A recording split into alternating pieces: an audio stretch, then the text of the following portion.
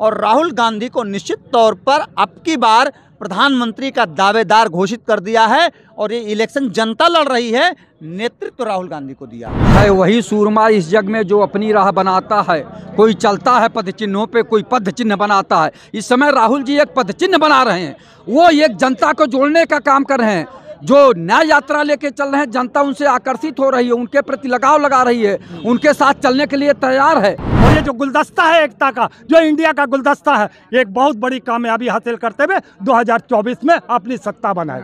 और 2024 में भी ये उस तरह से जीतना चाहता है कि बॉर्डर पे जो आज किसान बैठे हैं और जवानों के बीच में झगड़ा हो जाए, गोलियां चले, ताकि किसान और जवान दोनों मारे जाए, ताकि मैं फिर एक बार लाशों पर 2024 की सत्ता करूं। अब जो है राहुल गांधी देश का नेतृत्व करने के लिए तैयार हैं। जनता उनको जो है बहुत प्रेम कर रही है, बहुत तेजी से उनके साथ चलने की कोशिश कर रही है और उसी के साथ जो है अखिलेश यादव जी भी साथ चल रहे हैं। तो अब जो है परिवर्तन की लहर चली है और परिवर्तन हो के रहेगा। जनता ये मान चुकी है कि इस सरकार को बदलनी है। 400 पार की बात जो है, जब नरेंद्र मोदी 2024 जीत जाएगा तो डीजल जो 100 का है वो 400 पार, पेट्रोल जो है 100 का वो 400 पार, कड़वा तेल जो 100 का है वो 400 पार, कड़वा तेल तो 200 रुपये है इस टाइम, उसको चलिए 400 ही रहने दीजिए, रिफाइंड तेल है वो 400 के पार। मैंने कहा प्रभु आप सपना बंद कर दो, नहीं तो बहुत दुखद बात हो जाएगी कहीं कैसे। हमने कहा 1000 का सिलेंडर है, कहीं 4000 का ना हो जाए। प्रभु सपना बंद कर दो, वही 400 रहने दो। नमस्कार दोस्तों, राहुल गांधी की भारत जोड़ो न्याय यात्रा पूरे देश के अंदर चल रही है। अभी फ़िलहाल वो उत्तर प्रदेश के अंदर चल रही है। तो इस वक्त मैं मौजूद हूँ उत्तर प्रदेश की राजधानी लखनऊ के अंदर। लखनऊ से भी भारत जोड़ो न्याय यात्रा 2 दिन पहले होकर गुजरी है। उसी को लेकर हम जानने की कोशिश करेंगे लोगों से कि भारत जोड़ो न्याय यात्रा का लखनऊ में क्या माहौल था और उसके अंदर लोगों में क्या परिवर्तन आया, लोग उससे क्या उम्मीदें लगाए हुए हैं या कुछ बदलाव होता हुआ उन्हें नज़र आ रहा है। जिस तरह राहुल गांधी भारत जोड़ो न्याय यात्रा लखनऊ में लेकर आए, तो क्या लग रहा है उससे कुछ बदलाव होता हुआ नजर आया आपको? मैं इस पे बोलने से पहले एक लाइन कुछ और बोलना चाहता हूँ, फिर मैं आपका जवाब दूंगा। बोलिए बोलिए। अब की बार 400 पार, अब की बार 400 पार। मैं यार सोचता रहा 4-5 दिन से, ये मोदी क्या कह रहा है, अब की बार 400 पार, अब की बार 400 पार। मैंने भगवान से अरदास की है, भगवान मुझे सपने में बताओ कुछ है, ये क्या 400 पार, ये 400 पार। तो कहीं बेटा तुम परेशान मत हो, तुम पक्के देशभक्त हो, मैं तुझे बताता हूँ। ये 400 पार की बात जो है, जब नरेंद्र मोदी 2024 जीत जाएगा तो डीजल जो 100 का है वो 400 पार, पेट्रोल जो है 100 का वो 400 पार, कड़वा तेल जो 100 का है वो 400 पार, कड़वा तेल तो 200 रुपये है इस टाइम, उसको चलिए 400 ही रहने दीजिए, रिफाइंड तेल है वो 400 के पार। मैंने कहा प्रभु आप सपना बंद कर दो, नहीं तो बहुत दुखद बात हो जाएगी कहीं कैसे। हमने कहा 1000 का सिलेंडर है, कहीं 4000 का ना हो जाए। प्रभु सपना बंद कर दो, वही 400 रहने दो। अब आइए सवाल पे, भारत जोड़ो यात्रा में कैसा माहौल लगा आपको उत्तर प्रदेश की राजधानी लखनऊ के अंदर? लोगों में क्या उससे उम्मीदें थी? क्या लोग जो राहुल गांधी कहते हैं फिर रहे हैं इस टाइम पूरे देश के अंदर कि हम 5 न्याय लोगों को देंगे, तो क्या किसानों को, महिलाओं को, जवानों को, पिछड़ों को, दलितों को, इनको सबको न्याय मिल पाएगा? सबसे पहले बात इस यात्रा की, जो पहले से ज़्यादा दूसरा दौर उनका सबसे कामयाब रहा, देश की आवाम उनसे जुड़ी। और सबसे पहला राहुल गांधी ने मोदी को कटाक्ष करते हुए कहा कि जब हम सत्ता में आएंगे तो हम किसानों का MSP भी लाएंगे और उनकी जितनी भी समस्याएं हैं उनको सबको दूर करेंगे। आप 2024 में हमें लाइए और ये सारी चीज़ें पाइए। तो मुझे एक मिनट, राहुल गांधी ने कहीं भावुकता में ज़्यादा बड़ा वादा तो नहीं कर लिया? कह रहे हैं कि जब भी संसद का पहला सत्र आएगा, पहले सत्र में ही MSP पे कानून आ जाएगा। कहीं भावुकता में ज्यादा बड़ा वादा तो नहीं कर लिया? कभी वादा पूरा कर ही ना पाए बाद में? कत्ता ही नहीं। उम्मीद आपको पूरा होगा? यही बात 2013 में नरेंद्र मोदी ने कही थी कि MSP पे गारंटी बननी चाहिए। मोदी जी ने वादा किया 10 साल में, अभी तक पूरा नहीं कर पाए। सुन तो लो, वो झूठा वादा है ना उनका। अच्छा, उनका झूठा वादा है, हमारा झूठा वादा नहीं है। हम शिक्षा, रोजगार, स्वास्थ्य, नौकरियां, महंगाई, सुरक्षा सब पर बात करेंगे, सिर्फ MSP पे ही नहीं। मगर ये क्या करेंगे, इनके पास तो कोई विकल्प है नहीं चुनाव जीतने का। ये 2013 में हिंदू मुस्लिम किसानों को लड़ा के हरियाणा में 15 लाख का जुमला दे के 2 करोड़ नौकरी दे के जीते थे। 2019 में 42 जवानों का कातिल आज देश के पटल पर निजाम बन के बैठा हुआ है।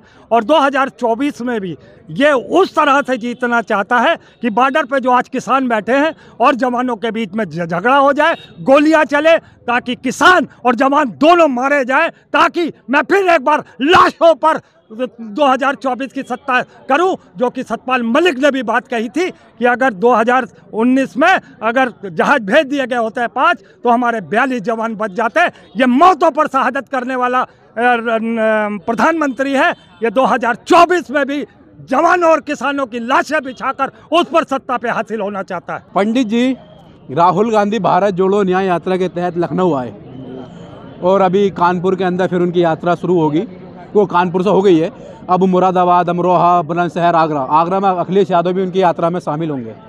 तो क्या लग रहा है जिस तरह से गठबंधन हुआ है, क्या उत्तर प्रदेश के अंदर भारतीय जनता पार्टी जो यहाँ से 70+ सीटें जीती है, 70+ जीतने का दावा कर रही है, कितना? हाँ, 62 जीती है, 70+ का आपकी बार दावा कर रहे हैं क्योंकि बसपा अब गठबंधन में नहीं है।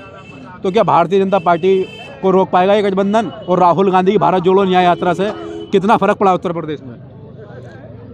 देखिए, राहुल गांधी की न्याय यात्रा जो मणिपुर से मुंबई के लिए चली है, लोगों ने उन पर विश्वास किया है। उसका विश्वास होने का एक कारण ये है कि जब राहुल गांधी ने लैंड एक्विजिशन बिल एक आई थी कांग्रेस के ज़माने में, तो उस बिल को फाड़ने को लेकर के जो प्रोपेगंडा तैयार किया गया पूंजीपतियों द्वारा और उसका साथ भारतीय जनता पार्टी के नरेंद्र मोदी को मिला।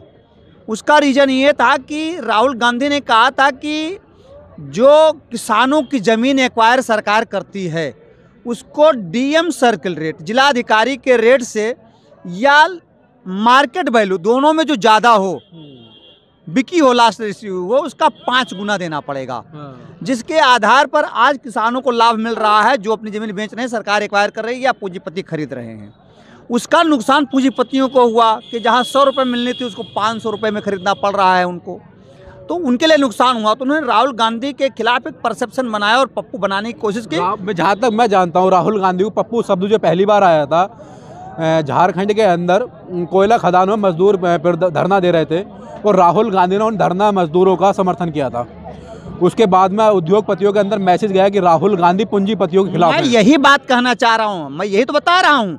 तो गरीब जनता उन पर विश्वास कर रही है। फिर राहुल गांधी ने उसमें एक और एडिशन करने की बात कही थी कि अगर जो पूंजीपति हमारी ज़मीन खरीद लेते हैं गरीबों की और उसको 50 साल तक कार्य नहीं करते, अपना प्रोजेक्ट नहीं लगाते, क्योंकि जो एक्वायर करके ज़मीन दी जाती है अधिग्रहण करके, उसमें प्रोजेक्ट लगाना होता, तो उस किसान को लाभ मिला नहीं, उस क्षेत्र के लोग को लाभ मिला नहीं। जब 50 साल बाद उसकी कीमत बढ़ती है तो किसान बेच लेते हैं पूंजीपति लोग। तो उन्होंने कहा अगर 5 साल में प्रोजेक्ट नहीं चालू किया जाता, भाई 5 साल में प्रोजेक्ट चालू होगा तो लोगों को रोजगार भी मिलेंगे, है ना, सुविधाएं बढ़ेंगी, महंगाई कम होगी।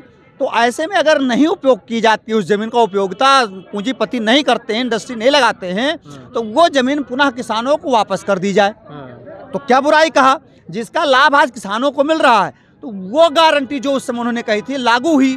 तो निश्चित तौर पर अब लोगों के अंदर ये बात आ गई। उससे पूंजीपति नाराज हो गया था क्योंकि पूंजीपतियों का नुकसान हुआ था। एक मिनट पंडित जी, राहुल गांधी ने पूंजीपतियों से, उन पूंजीपतियों से खतरा मोल लिया जिनके पास में आज तक है, जिनके पास न्यूज़ 18 इंडिया अंबानी जी का चैनल है, सुभाष चंद्रा जो उद्योगपति हैं उनका जी न्यूज़ है, ऐसे ऐसे बड़े उद्योगपति जो अपना पे माफिया बन चुके हैं, उनका खतरा मोल ले लिया राहुल गांधी ने। उनकी छवि खराब कर दी गई और उनको पप्पू साबित कर दिया गया। राहुल गांधी बोलते कुछ हैं, मीडिया पर दिखाता कुछ और है। तो इस छवि से राहुल गांधी जो अपनी भारत जोड़ो न्याय यात्रा लेकर चल रहे हैं, इस छवि से कितना निकल पाएंगे? बिल्कुल वो आउट हो चुके हैं। अब उनकी पप्पू की छवि नहीं है, अब नहीं खाए, बस खत्म हो गई। नहीं, पप्पू की छवि जो वो बता रहे थे, पप्पू का मतलब जो भारतीय जनता पार्टी या इंडस्ट्रियलिस्ट बताना चाह रहे थे, औद्योगिक घराने बताना चाह रहे थे कि गधा होता है। लेकिन जनता में आप जाइए, पप्पू, राजू और बबलू, डब्लू, ये 4 नाम इतने फेमस हैं कि हमारे ख्याल से हर घर में तो नहीं, लेकिन 2-3 घर बाद ये नाम हर घर में मिल जाएंगे, ऐसा मैं मानता हूँ। तो बड़ा प्रिय नाम है।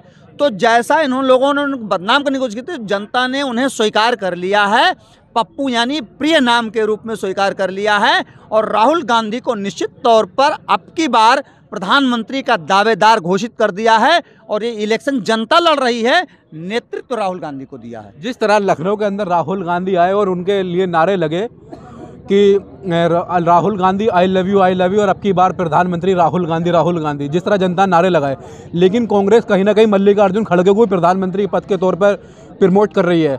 देश दलित चेहरा है, आज तक देश के अंदर कोई दलित प्रधानमंत्री नहीं बना है, तो क्या लग रहा है राहुल गांधी और जो मल्लिकार्जुन खड़गे के बीच में भी प्रतिस्पर्धा हो सकती है? नहीं, ऐसा कुछ नहीं है। अब आप देखेंगे कि जब माननीय राजीव गांधी की हत्या हुई, उसके बाद पीवी नरसिम्हा राव आए। चाहते तो सोनिया जी प्रधानमंत्री बन सकती थी, चाहते तो प्रियंका गांधी बन सकती थी, चाहते तो राहुल गांधी बन सकते थे, तब उन्होंने नहीं बना। उसके बावजूद 10 साल तक लगातार 2004 से लेकर के 2014 तक जो है कांग्रेस की सरकार रही। मनमोहन सिंह 2 टर्म प्रधानमंत्री रहे, तो उसमें भी बन सकते थे ना। तो जनता नेतृत्व, हमने बात कहा, प्रधानमंत्री की बात नहीं कहा, नेतृत्व राहुल गांधी को दे रही है और जो पार्लियामेंट्री बोर्ड होगा वो तय करेगा। जिस प्रकार से मनमोहन सिंह जी को एक प्रधानमंत्री बनाया गया था, इसी प्रकार से किसी अच्छे व्यक्ति को ढूंढ करके, भारतीय जनता पार्टी की तरह अनपढ़ थोड़ी है वहाँ लोग, वहाँ पर तो पढ़े लिखे लोग हैं, देश विदेश को जानते हैं, जनता को जानते हैं, गरीबी अमीरी से उठ करके आए हैं। तो ऐसे में वहाँ से मल्लिकार्जुन खड़गे भी हो सकते हैं। हो सकता है मल्लिकार्जुन खड़गे खुद कह दें कि हम इलेक्शन नहीं, हम भाई हम प्रधानमंत्री नहीं बनेंगे, ये तो पार्लियामेंट्री बोर्ड तय करेगी ना। राहुल गांधी रेस में नहीं है प्रधानमंत्री बनने के, लेकिन अगर जनता का दबाव बढ़ा तो बनेंगे। नहीं, तब भी नहीं बनेंगे। जनता का कार्य करते रहेंगे वो, और जो जनता से वादा किया है वो कार्य करवाएंगे, जो भी प्रधानमंत्री बनेगा उससे। भारत जोड़ो न्याय यात्रा लेकर लखनऊ लेकर आए राहुल गांधी, उत्तर प्रदेश में घूम रहे हैं। अब बरेली, मुरादाबाद, बुलंदशहर, अलीगढ़, आगरा, इन जिलों से निकलेंगे राहुल गांधी। तो क्या लग रहा है, जो अब अखिलेश यादव से भी गठबंधन हो चुका है कांग्रेस पार्टी का, और आज़ाद समाज पार्टी भी आ चुकी है, तो क्या लग रहा है इससे कुछ फर्क पड़ेगा जनता के बीच में? है वही सूरमा इस जग में जो अपनी राह बनाता है। कोई चलता है पद चिन्हों पे, कोई पद चिन्ह बनाता है। इस समय राहुल जी एक पद चिन्ह बना रहे हैं, वो एक जनता को जोड़ने का काम कर रहे हैं। जो न्याय यात्रा लेके चल रहे हैं, जनता उनसे आकर्षित हो रही है, उनके प्रति लगाव लगा रही है, उनके साथ चलने के लिए तैयार है। अब जो है राहुल गांधी देश का नेतृत्व करने के लिए तैयार हैं। जनता उनको जो है बहुत प्रेम कर रही है, बहुत तेजी से उनके साथ चलने की कोशिश कर रही है, और उसी के साथ जो है अखिलेश यादव जी भी साथ चल रहे हैं। तो अब जो है परिवर्तन की लहर चली है और परिवर्तन हो के रहेगा। जनता ये मान चुकी है कि इस सरकार को बदलनी है, जो मोदी जी को हटाने का काम एकदम, चूंकि जनता उब चुकी। 10 साल में इन्होंने कोई काम नहीं किया उस तरह का, इसलिए जनता उब चुकी है। इन्होंने कोई ऐसा काम नहीं किया कि जनता को दिलों को जीते, ये केवल बरगलाने का काम किए। अगर ये कोई कल कारखाना विश्व लेवल के बनाए होते, कोई उद्योग धंधा लगाए होते, तो जनता मानती। इन्होंने कोई काम नहीं किया, कोई काम नहीं किया, कोई काम नहीं किया। आप बताइए इन्होंने क्या काम किया? कोई बड़ा कल कारखाना लगाए हो, कोई बेरोजगारी दूर करने का इंतजाम किया हो? आप ये बताइए 60,000 पुलिस की भर्ती में लगभग जो 50 लाख अभ्यर्थी आए, वो भी पर्चा लीक हो गया, नौकरी दे नहीं रहे हैं और कोई काम कर नहीं रहे। केवल 5 किलो राशन पे कहते हैं कि 80 करोड़ जनता को, गरीब जनता को आगे भी 5 किलो अनाज देता रहूंगा। यानी गरीब को गरीब ही बना के रखना चाहते हैं, 5 साल तक आगे भी दिखा रहे हैं। तो ये क्या है?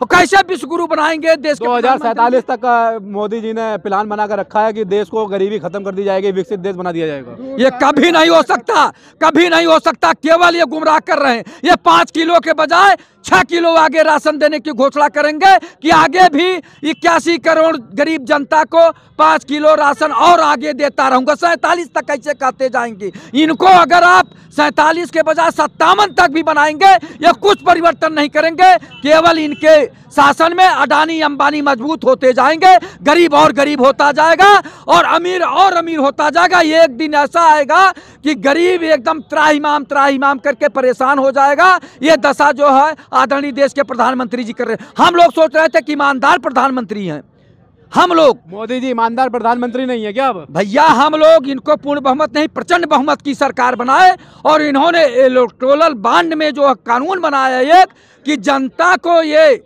चुनावी चंदा को जानने का अधिकार नहीं है। कौन कितना दिया, किस कंपनी ने दिया, कितना दिया, ये जानने का अधिकार नहीं है। तो सुप्रीम कोर्ट ने उसके ऊपर कमेटी बना दी, अब तो पता चल ही जाएगा। हाँ, तो पता चल जाएगा, तो उन्हें भी पता चल जाएगा कि कौन ईमानदार है और कौन बेईमान है। अब प्रधानमंत्री जी स्वयं जवाब देना कि ये चंदा आया कहाँ से, ब्लैक मनी से आया या उस चंदे के बदले में आपने उन कंपनियां वालों को, पूंजीपतियों को क्या फायदा पहुंचाया, ये तो समझ में बात आएगी जनता को। जनता को उजागर हर चीज तो जानने के लिए तैयार है प्रधानमंत्री जी, इसको क्यों नहीं बता रहे हैं? ये जवाब दें 135 करोड़ जनता को।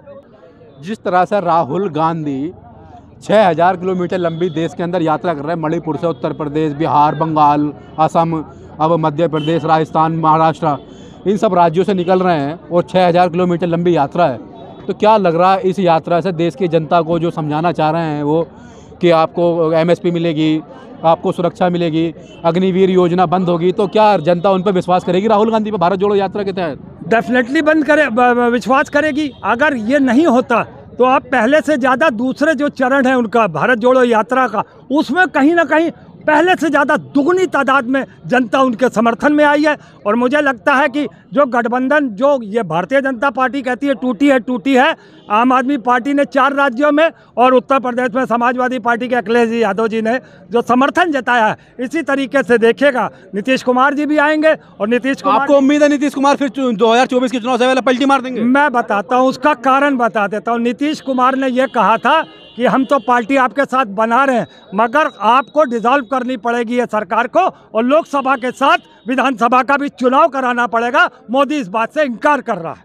पूरी बात सुनिएगा, वो एक साथ चुनाव नहीं कराना चाह रहा है, वादे से मुकर गए मोदी। मोदी से इस तरीके से हो सकता है नीतीश कुमार फिर से एक बार हमारे साथ आए। ममता जी को समझाया जा रहा है, यकीनन मुझे तो रहे गठबंधन हो गया बंगाल के अंदर, 6-5 सीटें कांग्रेस को, अगर हो गया तो उसकी जानकारी मुझे नहीं। बहुत बहुत शुक्रिया आपका कि आपके चैनल के माध्यम से मुझे ये भी जानकारी मिली, बहुत अच्छी बात है। और देखिए, मैंने आपको कहा था इन लोगों की रातों की नींद और इनका दिन का चैन हराम हो गया मोदी और इनके अंधभक्तों का। अब इनमें खलबड़ाहट सी, हड़बड़ाहट सी मची हुई है कि ये तो गठबंधन जिसको हम कह रहे थे टूटा टूटा फूटा फूटा, एक गाना भी है ना, टूटा टूटा फूटा फूटा, ऐसा ही कुछ गाना है। तो देख लीजिए, हम तो जुड़ता जुड़ता कमल का एक फूल निकल रहा है, एक एकता का फूल जिसको हम इंडिया कहते हैं, इंडियन डेमोक्रेटिक अलायंस, जो भी नाम है इंडिया गठबंधन आप कर लीजिए, मुझे अभी याद नहीं आ रहा। चलिए कोई दिक्कत नहीं, वो कोई बहुत बड़ा इशू नहीं, देश समझ जाएगा मैं क्या कह रहा हूँ। तो मैं ये कह रहा हूँ जिस तरीके से इनमें हड़बड़ाहट है, इनमें घबराहट है कि ये कहीं ना कहीं जिसे ये टूटा टूटा बता रहे थे वो जुड़ता हुआ नजर आ रहा है। और इंशाअल्लाह, हालांकि मैं सिख परिवार से हूँ, मगर आज मैं अल्लाह को भी याद कर रहा हूँ कि है अल्लाह हमारी सुन ले। हमारे गुरु नानक तो हमारी सुनते रहते हैं, मैं आज अल्लाह से भी दुआ कर रहा हूँ मेरी सुन लो। भगवान राम से भी कर लीजिए, जिसके ऊपर भारतीय जनता पार्टी चुनाव लड़ रही है। भगवान राम, अच्छा, जो मंदिर में बैठे हैं, वो जो जिनको अभी मंदिर में विराजमान किया नरेंद्र मोदी ने, तो हमारे वो जो तिरपाल वाले राम हैं, जिन्होंने मुकदमा जीता था, वो कहाँ हैं?